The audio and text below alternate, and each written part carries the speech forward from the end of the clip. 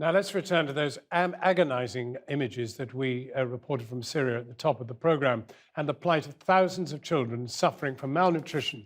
We reported it earlier, and we're joined now from Amman in Jordan by Juliette Touma, the Chief of Communications in the Middle East for Unicef, who was in Syria earlier this year.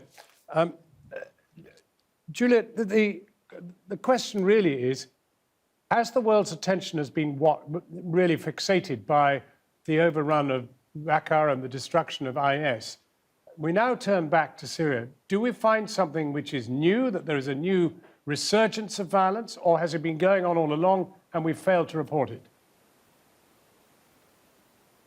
It's sadly not new, John. The situation in this particular area in Syria, which is eastern Ghouta, has always been pretty dire. In fact, since the start of the siege in mid-2013, UNICEF estimates that about 200,000 children continue to be trapped in that particular area with very little humanitarian assistance. And what we've been seeing over the past few days is a reminder, really, that the war inside Syria is not over and that the humanitarian needs continue to grow.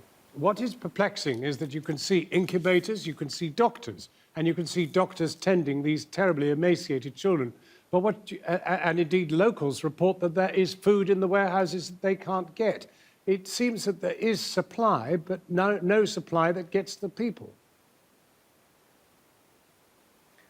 Well, we're ready. UNICEF and other humanitarian organizations are always ready to get in and deliver humanitarian assistance. We have a crisis of humanitarian access inside Syria we've had for years, in the sense that we're not able to deliver the supplies, life-saving. We're talking about very basic humanitarian supplies to every child in need across the country.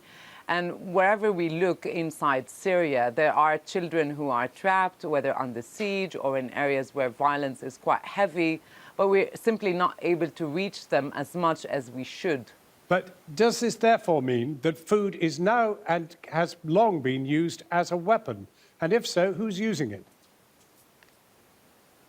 Siege and the tactic of siege has been used as a tactic of war against children. When you zoom in at the area where the images came from, which, by the way, we cannot verify, really, because these are reports. We are not able to go in and verify. But what we know is that food is in very short supply, and this could explain why the situation of these children continues to deteriorate. And as long as there is siege, and as long as there are restrictions on humanitarian access, sadly, these images, which is a reality on the ground, we're going to continue to have them. Juliette Touma, thank you very much indeed for joining us from UNICEF in Syria.